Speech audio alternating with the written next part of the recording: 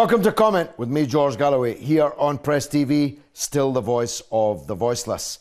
As a major gun battle appears to be developing outside the Capitol building in Washington, D.C. Details are still sketchy, but one person at least has been shot. Washington, D.C. is in lockdown. This on top of the political logjam in which the United States federal government is already enveloped.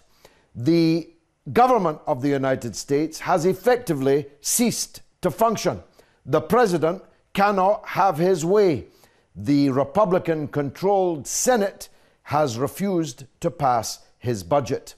It is a major political, constitutional, and now security crisis in the United States of America. We'll be keeping you updated throughout Comment this evening as that story develops. It certainly seems certain to do. This is the big conversation. This is the great debate. But it can only be a debate if you join in. That's why, above all, I need your telephone calls. 44208-601-4555. That's the number to call. You call us, we'll call you back, establish a clear line. And remember, if you get on the television with me, the volume on your television has to be down at 0, or I'll have to press swiftly on.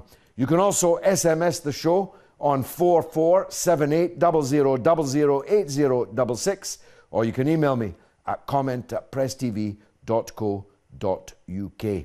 And a big welcome, as always nowadays, for listeners from Colourful Radio, a London-based station which is now spreading out throughout the land. Very colourful people, wonderful radio station, and its listeners are very welcome. But they should know that the details I've just given, the phone numbers, etc., are for this show only. As I said, we'll be talking about the crisis on Capitol Hill.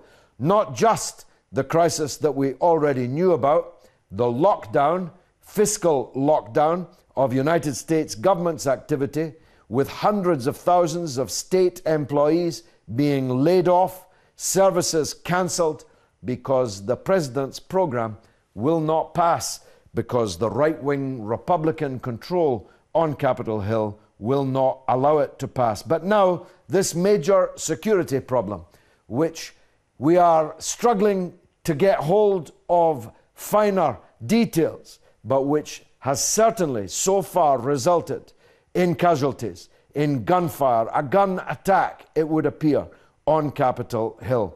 We're talking, of course, about the US in another context also. The thaw, which appears to be underway in relations between the US and Iran. This follows the wonderful tour de horizon, tour de force of President Rouhani of Iran at the United Nations in New York that we talked about last week, which has made it simply impossible for the US to continue its posture of belligerence against the Islamic Republic, not without looking ridiculous. After all, the Iranian president has said, with the authority of the supreme leader of the Islamic Republic, Ayatollah Khamenei, that Iran not only has no intention of ever building a nuclear weapon, it is religiously precluded from doing so as a result of fatwa going back all the way to the founder of the Islamic Republic himself, Ayatollah Khamenei. Fatwas which have been regularly updated and restated by today's supreme leader. So if there's no intention on the part of Iran to build nuclear weapons, what conceivable reason could there be to continue to sanction and bully and threaten Iran? Most of the world says no reason, no good reason at least. But Netanyahu, the gang leader of what they call Israel, has done everything he could to try and stop this thaw from developing further. He wants the world to go to war with Iran, but the world is not taking it. And neither is the United States, which has snubbed, rebuffed Netanyahu's argument that the Iranian diplomatic offensive is mere window dressing. So what do you think is the future of US-Iranian relations? Will this track that we now appear to be on solve the nuclear standoff, remove the sanctions, and return Iran to its full glory? Already, we are seeing in Western newspapers articles we wouldn't have seen even 4 weeks ago about how the sanctions are damaging the ordinary people of Iran, how the world's oil markets desperately need Iranian supplies to be up at tip-top levels, and so on. It seems to me, as a seasoned observer of this kind of thing, that we are being prepared for a major U-turn, a major reversal in Western policy towards Iran. I can tell you that the Capitol Hill incident that I've just been describing has developed still further. There are now several injured people in the shooting outside the Capitol building, and one of them is a police officer. I don't know yet whether he has survived that attack. And another of the casualties is a Senate aide. No news as yet of any senators themselves being shot, still less killed. But feelings are running very high in the United States, and as we know from hundreds of recent examples, it's not difficult for a madman to get his hands on the most powerful automatic weapons in the United States and shoot anyone with them. A senator has already been subject to an attempted assassination attempt just a couple of years ago, and she has barely recovered and her life was barely saved. And of course, schools, colleges, universities are regularly the site of massacres caused by people with easy access to unlimited ammunition and the most powerful weapons that it's possible to buy. So we're talking about that subject. Police have asked people in DC to stay in the buildings and lock all the doors and windows. So the people of the United States are transfixed, not by problems in Iran, not by problems in Syria, but by problems in their own capital city, in their own capital building. And we'll be talking about the decision of the Gambia, the African state which has just broken its relations with the British Commonwealth. The ruler of Gambia has said that Gambia, under his rule, will never be a part of a neo-colonial institution, or indeed any colonial institution. This follows a lead from President Robert Mugabe of Zimbabwe, which has already left the Commonwealth. So we're asking the question, what is the British Commonwealth? Formerly known, of course, as the British Empire. Does it do any good? Is it a colonial institution which is ruled effectively by Britain, Canada, Australia, New Zealand, the so-called white Commonwealth? Is Gambia right to leave the Commonwealth? Is there any point in being in it? These are the subjects. These opinions that I have just expressed are entirely my own opinions. They're not necessarily the opinions of anyone else. And they're certainly not opinions which anyone has hired me to have. They represent my sincere and honest beliefs, right or wrong. And if you have different beliefs on these subjects, then your opinion is even more welcome, and your call will be prioritized. So the numbers are up there on the screen, as is the email address and the SMS. Let me run through them one more time. The phone number is 44208-601-4555. The SMS number is 447800008066, or you can email me at comment@presstv.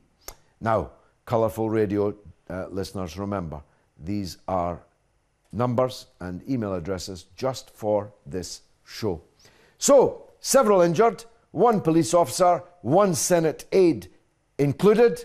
We don't know how far, how bad this incident is going to be, but we do know that the police have asked people in Washington, D.C. to stay inside their building and lock all their doors and windows. I don't know if we're on the verge of another 9/11 type attack, We don't know if the terrorist involved here is one of the Al-Qaeda gang, now being armed and financed by Western countries and their Persian Gulf Arab satrapies, or whether it's a domestic act of terrorism, like many that we have seen before in Oklahoma and elsewhere. We don't know if it's criminal or if it's political, but it's certainly shaping up to be the dominating news story of the evening. That, plus US-Iranian relations and the desperate attempts, increasingly desperate attempts by Netanyahu to spoil the party, to make sure that there is no thaw of any meaningful sense between the United States and Iran. As you know, there was a telephone conversation between the Iranian President Rouhani and President Obama. Whilst President Rouhani was still in the United States, there has now been a meeting between Secretary of State John Kerry and the Iranian Foreign Minister, and there's all sorts of talk in the media about improvements in the pipeline in relations. We're talking also about the Gambia and its breach with the British Commonwealth. Let's take the first caller. It's Rafiq in Leicester. He wants to talk about the US and Iran. Rafiq, welcome to the show. Thank you. Go ahead, sir. George, give me some minutes, please, if you don't mind. Well, there's a lot of callers, Rafiq, so I can't promise that. Go on. Okay. And I'm talking about the Israelis. I mean, the way he said in the United Nations, with or without of the world support. I mean, why are we kidding ourselves?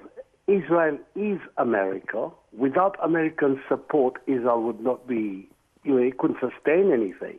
But Israel is America because anything Israel does, it's no problems.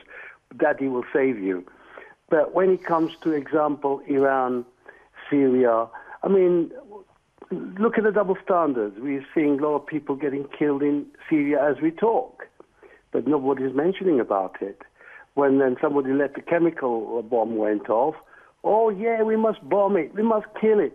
But what about those people he's supporting to kill other innocent people? What about that? Nobody's talking about bombing America. Nobody's talking about anything. No, we don't want anybody to bomb America. We don't want anybody being bombed by. We don't want anybody being bombed by America either. And so far, at least, we've stopped them doing that in Syria. But you're absolutely right, Rafiq.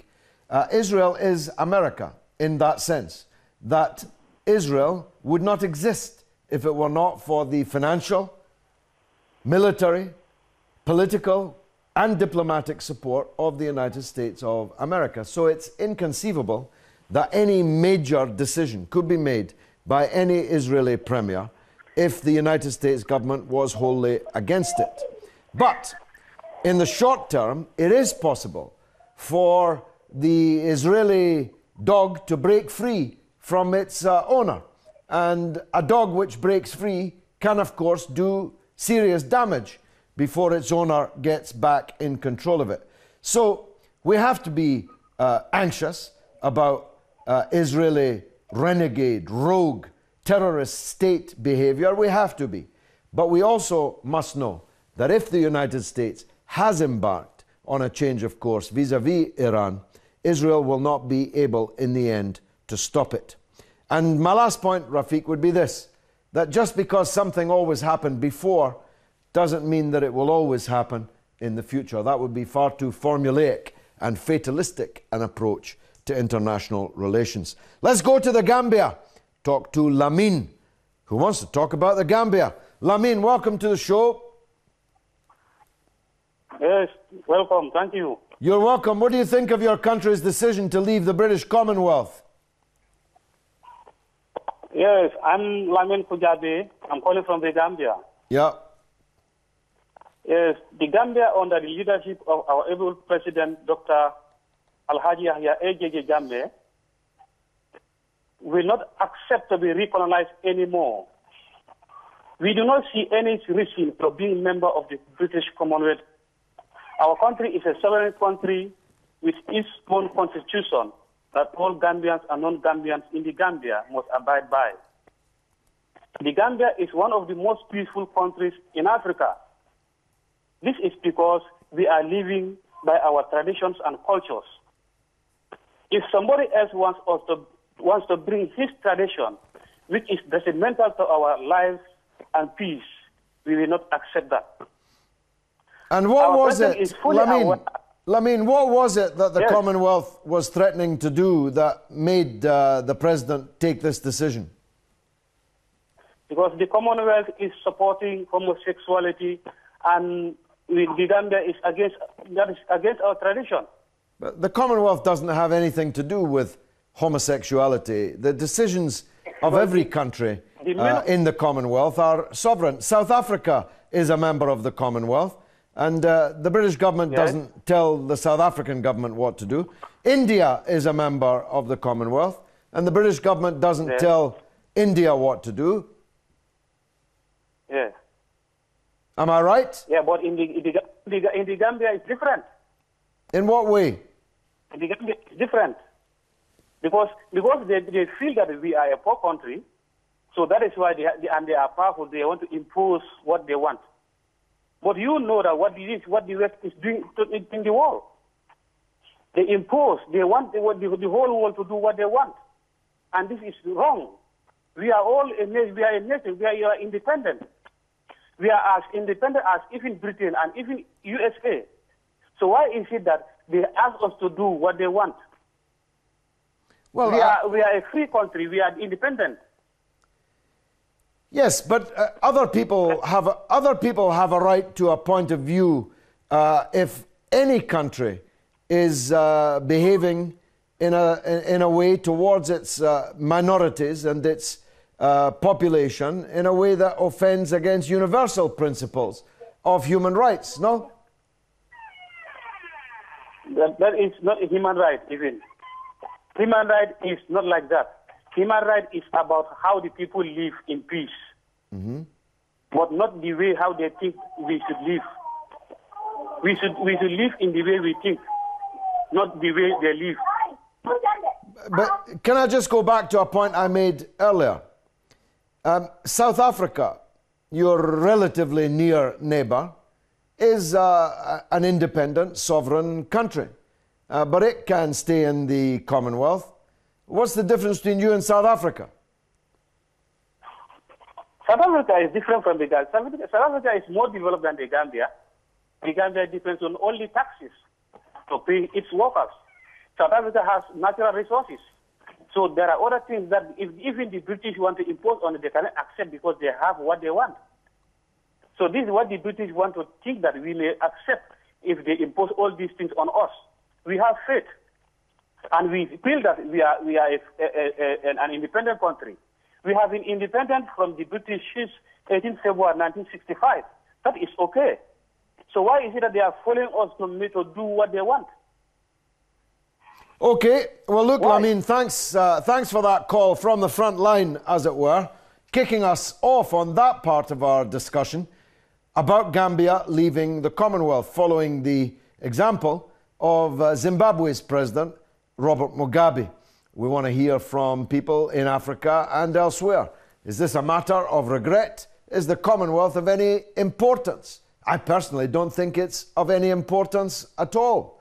I can't imagine that it has the power to impose anything on anybody. And if it does, it's not because it's the Commonwealth, it's because it is led, the Commonwealth is led by imperialist countries like Britain and like Australia and New Zealand, who are three of the big five who are spying and subverting the world, according to Edward Snowden's revelations that we've dealt with here before. Now on your screens you can see live footage, I'm sure, of the situation on Capitol Hill. We're keeping abreast of that. Several people have been injured, one police officer, one Senate aide, and the shooting followed a car chase. So we don't yet know how many people are involved, how many shooters there are, how many people are down, but it is symptomatic of an existential crisis in the United States. The government has effectively closed down. Hundreds of thousands of state employees are in the process of being sent home from their jobs, laid off, losing their wages and their salaries. The services they provide have simply shut down, all because of a constitutional logjam between the president and the Congress. The Republicans, of course, have a stranglehold on the purse strings of the president, and the president is looking increasingly weak at home. But abroad, he seems to have finally taken a decision to turn around, turn away from the policy of confrontation, first with Syria and more overarchingly with the Islamic Republic of Iran. So what's to become of President Obama? Is he going to survive this crisis? What's the answer to it? That shooting, by the way, took place at 2 p.m. local time. And what about Israel trying to spoil any possibility of a rapprochement between Iran and the United States? Are you in favor of a rapprochement between Iran and the United States? There are some people in Iran who were not happy with the performance of the president of Iran in New York. There are some people in Iran and elsewhere who prefer this confrontation in the world. I'm not one of them, and neither, I think, are the majority of people in Iran. Certainly not the supreme leadership of Iran, which appears to be wholly behind the new president. Aidan is still in Cyprus. He wants to talk about what's happening in Washington, D.C. Aidan, welcome back. Hi, George. Thanks for having me. I think it's a dignified look out here and stuff. It shows very well what someone was talking about. Why?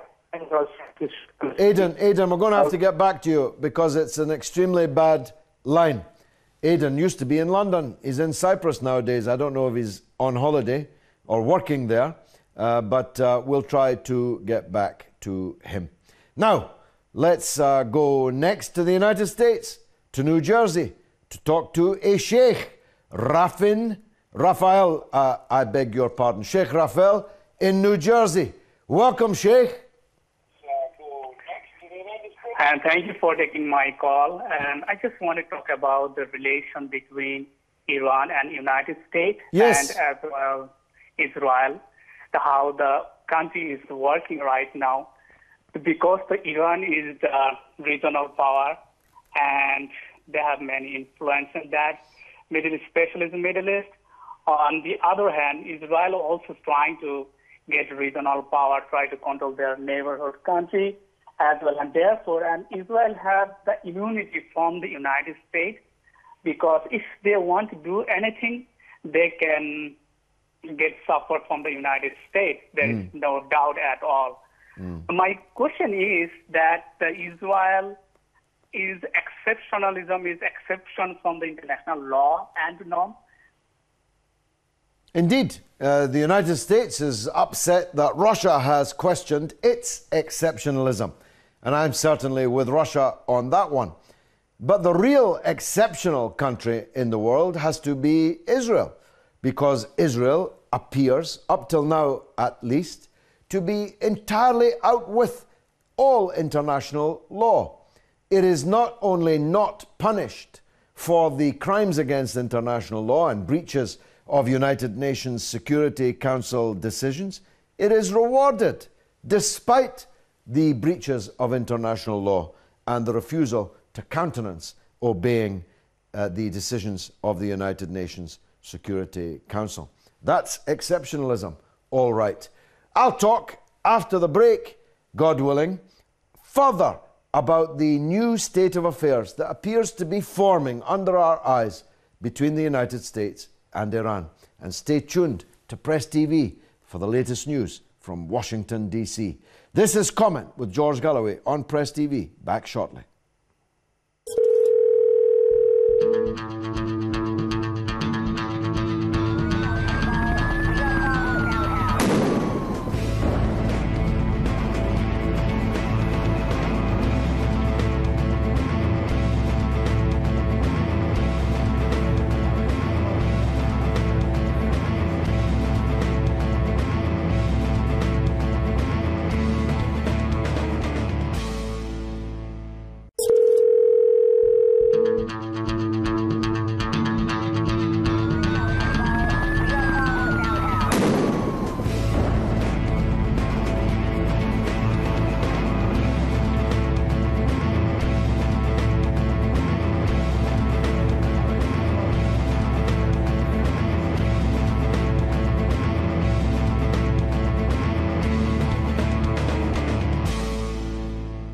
Welcome back to Comment with me, George Galloway, here on Press TV, still the voice of the voiceless.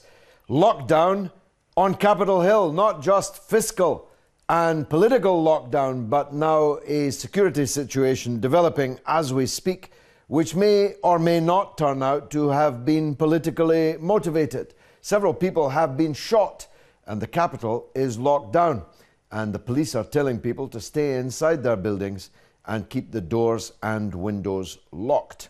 There have been, of course, a wave of shootings, often with no political import in the United States, just because people in the United States are able to get their hands on automatic weapons with the kind of ease that you or I would have buying a camera, perhaps even less trouble. 2 weeks ago, of course, there was a devastating shooting at a Navy yard in Washington, and now this. President Obama doesn't have his troubles to seek. The Republican control of Congress has effectively sought to blackmail him into dropping his health care reforms, Obamacare, as it's known in the United States. He has refused, and therefore the Congress has refused to allow him to continue to administer the government. So hundreds of thousands of federal employees have already been sent home. Millions of others face the same fate in the next days and weeks.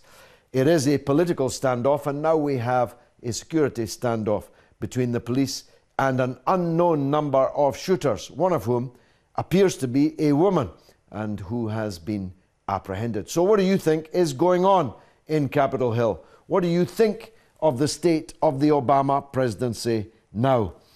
I certainly support Obama's apparent decision to try and bring about an end to the confrontation between the US and Iran, following the tremendous performance, in my view, of the Iranian president in the United States for the recent meeting of the General Assembly of the United Nations.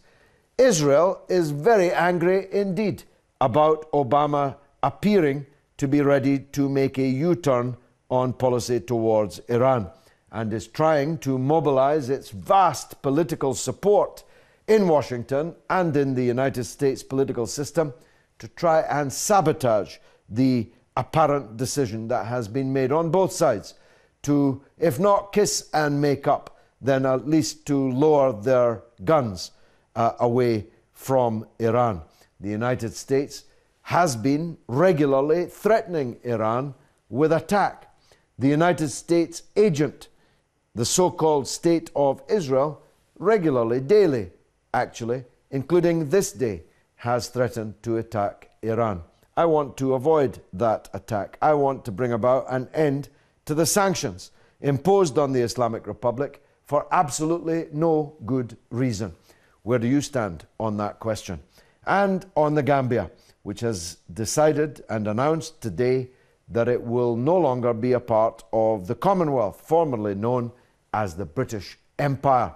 This follows President Mugabe of Zimbabwe's decision to pull out of the Commonwealth. So we're asking, is the Commonwealth beginning to rattle down? And if it is it not before time? Mark is on the line from Scotland, Glasgow to be precise. Mark, welcome to the show. Hi, Mr. Galloway. Welcome. Go ahead, sir.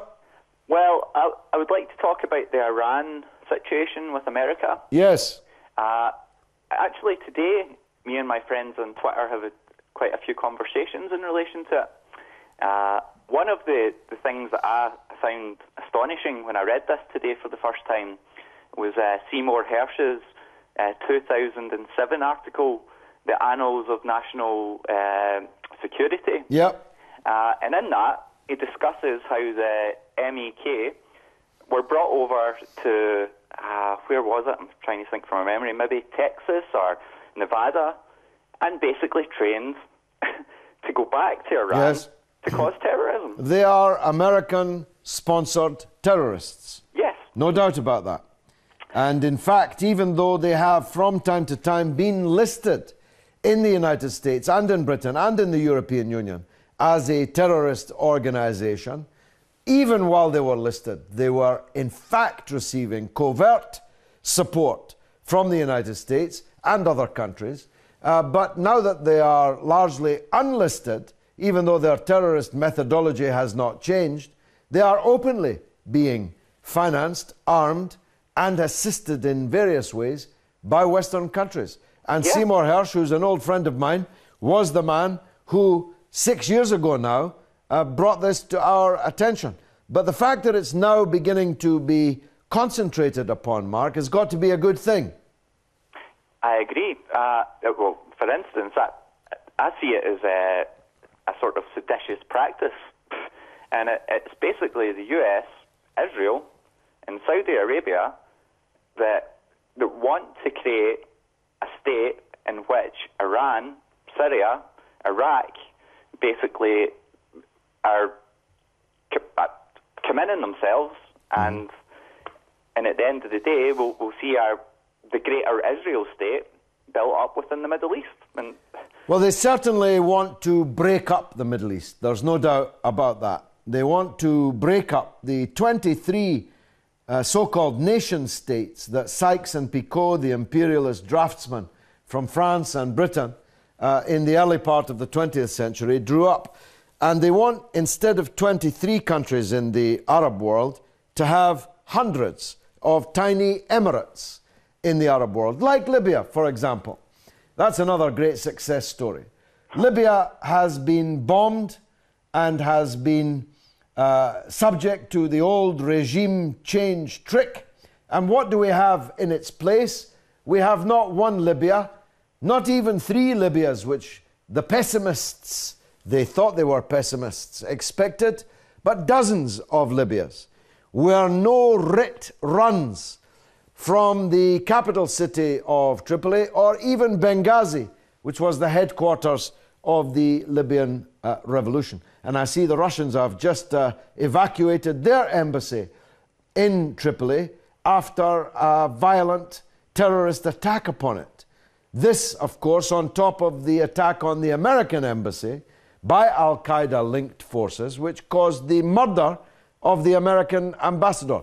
That's the blueprint that they appear to have for all the Arab countries. And you're right, in Iran, they would like to break up Iran if they could, but they can't. So don't fret, Mark, in Glasgow. Before you go, Mr. Galloway, can I just say, because you raised a very pertinent point there, in relation to Libya and Seymour Hersh.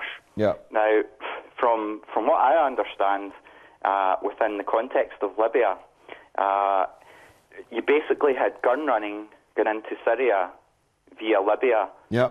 On top of that fact, you had a war crime committed by NATO in 2011, April.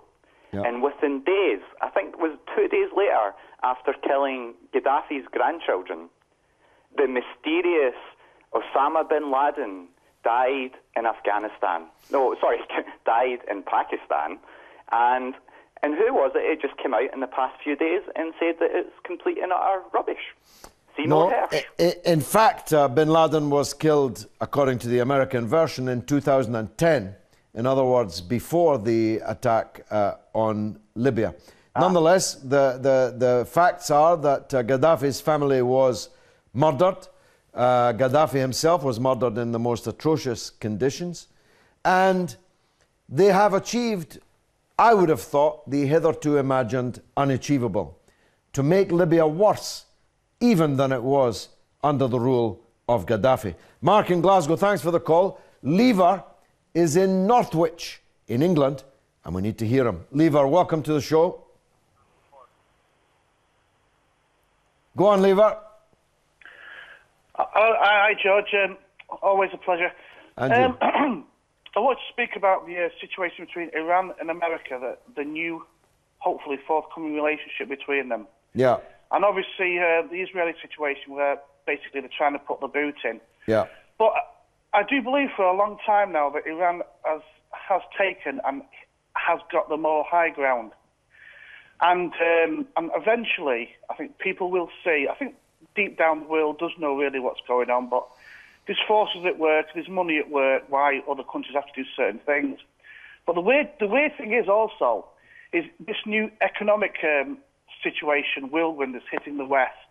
Now, as everyone knows, the the sanctions which have been, well, basically illegal sanctions which have been put upon Iran.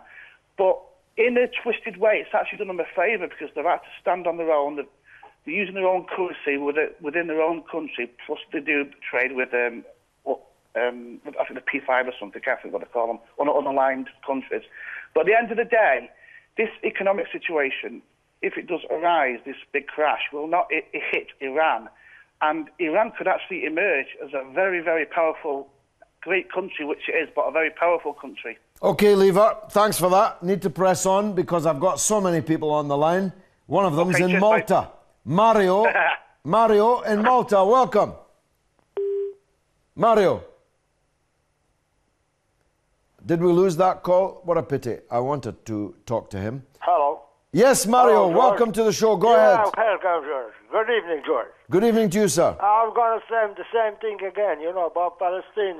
Yeah. Palestine, why doesn't Europe do something about these people? Why? 60 years they've been like this, these people. Why? Even America. I was proud about this guy in America, the president. He should stop the war. Why? They changed the fortune to stop the war. Why? Killing people, innocent people, even in Syria. Why? Because Israel doesn't trust nobody around her. She's got 100 nuclear weapons, that Israel. Well over 200, Mario. And that was 20 years ago. Yeah, what they 20 years ago. What kind of God? No, George, can I speak a bit? What kind of God they got? I don't know what kind of God they got, Israelis. What? Wait, Moses. If it was Moses, they believe we don't need to go back to Moses. We can go back to Mordechai Vanunu, the brave Jewish whistleblower who told us 20 years ago, more than 20 years ago, 25 years ago, he served 20 years in prison for it, who told us that then Israel was in possession of 220 nuclear weapons, as well, of course, as a mountain of biological and chemical weapons. But no one has ever demanded the inspection of the sites where Israel has these weapons of mass destruction. And no one has ever contemplated, no one in power anyway, bringing sanctions to bear, still less threatening with invasion and destruction, the state that they call Israel. Mario, thanks for the call. Got to press on because Jamshid is in Michigan, in the United States. He wants to talk about what's happening on Capitol Hill. Jamshid, welcome to the show. Yes, George. Go ahead, sir. Go ahead, George. Yes, you're on the air. Go on. Tell me what you want to say. I'd like to make a comment about the Iran nuclear technology. I'm proud of them. They stand tall and strong in front of this Zionism. As soon as United States is trying to make a peace with Iran, the Zionism, like a dog, barking at the U.S. Congress. Because as you know, all the U.S. Congress is run by Zionism that's controlling the United States. And one day the people, they're going to wake up and then kick the Zionism out of this United States because they've been running the United States for the last 200 years, or since 1949, the Zionism state created the state Israel. And I'm proud of Iran. They stand tall in front of the people. Like the Zionism well, we're all proud of the stand that Iran has made for its sovereignty and its independence. But it would be a good thing if the United States now began to back down from its policy of confrontation with Iran. Is that how you see it happening? How is that being discussed in the United States? Well, the people, as you know, George, the people, they are not in the United States, very, in terms of the politics, very, very uneducated. They don't know even where Iran or any country in the Middle East is. They consider every country in that area as an Arab. They don't distinguish nothing. And then I'm proud of Iran standing tall in front of this Zionism that they try to swallow the whole Middle East. That's the master plan the Zionism have. Zionism have chemical weapons. Nobody talk about it. When the Zionism give a chemical weapon to the rebel, that's a bunch of terrorists, and then pretend that Assad Syria did. That's all about pretext for war. Zionism, that's the one on the rebel, give them intelligence. Everybody knows about it. But there have to be a stop. And it's the only country in that Middle East that stands tall and strong in front of Zionism is Iran. You got to be proud of it. Indeed. That country being pushed by United States, Europe, still standing in its feet. Absolutely. Absolutely. Listen, Jamshed, thanks for the call. I'm pressing on. Manchester in England is where Shokat is. He wants to talk about the same subject. Shokat, welcome to the show. Hi, George. How are you, mate? By the grace of God, good sir. Go on. Okay. George, I'd like to say, since Iran is forthcoming in negotiating over this nuclear issue, can I ask you a question? What don't you think it's high time that the West guarantees a security guarantee to the Iranians from being attacked, from daily Israeli threats and its nukes? Well, of course, though that's not going to happen, I'm just grateful that finally, as a result of Iran standing tall, as Jamshed in Michigan put it, as a result of Iran's insistence on its independence and sovereignty and the integrity of its Islamic system, the United States policy is now on the rocks. And the only way to salvage it is to try and end what has been more than 30 years of enmity. And let's remember why there is enmity between the US and Iran. Iran was ruled by the most brutal tyrant, the so-called Shah of Persia, who was armed and who was backed to the nth degree by the United States. Indeed, was put in power as a result of a coup d'etat organized by the United States and Great Britain. Iran had every right to be angry at the fact that the suffering of the Iranian people under the jackboots of this tyranny had been backed throughout by the United States. But even then, the Iranian people were ready to have normal relations with the United States, but only on the basis that the United States recognized the right of the Iranian people to their Islamic revolution and their political, economic, and social system, and Iran's right to be treated equally between nations. And that right has not been relinquished in any way by Iran. And in so far as there is a rapprochement, it's a rapprochement based on Iran's territorial integrity and its sovereignty. And so I say hallelujah. Shokat in Manchester, thanks for the call. Nchim is in South Africa, wants to talk about the same subject. Welcome, South Africa. Go ahead. Good evening, George. Good evening, sir. Go on. Yes, George, you're speaking to Nchime from South Africa. It's an absolute pleasure, and I'm really honored to speak to you. The pleasure is mine, Nchime. Thanks very much. Go on. Okay, thanks. George, I would just like to make a small comment regarding the U.S.-Iran relations, vis-a-vis or versus Israel on the other side. Yes. Yeah, I would like to say, I'm not sure, George, but I'm not very optimistic about the success that, this will bring because, largely because of two reasons. I think there are other reasons as well, but I think mostly because of two reasons.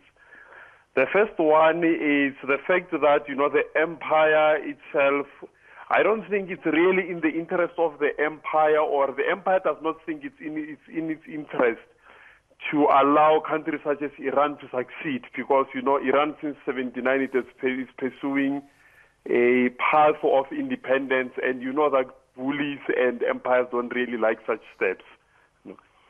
Well, that's true, and the second reason, but the empire is not what it was. It's fading in front of our eyes. I'm going to get to that just in a second, George. The second reason is the fact that the hold that Israel has got over the U.S. So the policy of the U.S. is literally dictated by Israel. We know how much hold it's got on the empire, so that's the second reason. However, having said that, George, I'm not totally ruling it out because, as you are saying correctly, that the empire is no longer what it was. The U.S. is really a falling empire, and perhaps it is coming to realize that, we cannot proceed like this anymore. We are not as powerful as we used to be. Like Putin said earlier this year when he said that, the Western bloc is not as strong as it used to be. It's really weakening, Hallelujah. So maybe they're coming back to their sense. Hallelujah, brother. Perhaps they're coming. Listen, I've got to press on, but it was a real honour talking to you. You're a wise man in Chim in South Africa. Let me go to India, because I want to get round the world tonight. And Fatima's on the line on the same subject, but also on the Gambia. Fatima, welcome to the show. Hello, Salaam alaikum. Walaikum salam, go ahead. How are you? By the grace of God, good. Okay. First, I would like to talk about Iran and American relations. America all of a sudden taking a U-turn and trying to befriend Iran. Maybe this is a death trap sort of stuff, because there are not just one incident. There were many countries were befriended by America, and yet America backstabbed them in a very brutal manner. Like we have Saddam, for instance, and there are other instances as well. And plus Gambia. Gambia, I think, has taken a very good move. I mean, it's better not to be a part of a clan which is being led by those people who first ruled you brutally. I mean, there are many incidents, like even in India, the British Empire, they did loads of heinous crimes, but yet somehow India is part of that, I mean, where they are being played in the hands of Britain. I mean, what is the point of being in the Commonwealth? It's just one big thing, you know, and it's not, it doesn't have much value also. I'll tell you its main value. I'll tell you its main value, Fatima, is that it provides fat cat hospitality jamborees every year in exotic places for despots and British government officials. And this very year, indeed next month, they're planning to go to Sri Lanka, where human rights abuses are legion, where thousands of people have been massacred by government forces in Sri Lanka, where torture and false imprisonment is everywhere in the state. But it hasn't stopped them booking the best hotels in Colombo so that they can go there and have their annual jamboree. Down with the Commonwealth, I say. I'm glad Gambia and Zimbabwe have both left the Commonwealth. I hope the day comes when India leaves too, because the British Empire can never be a force for good. We need a different world order. It's been marvellous. Thank you. Hello, if you comment your name and location with that number, and just make sure that your television volume's set to 0. So 0. Can you spell your name for me? Yeah, I know. You redirect me through the phone number, and then we'll call you back. Comment. And then can I have your telephone number? Okay, so what name you comment after this?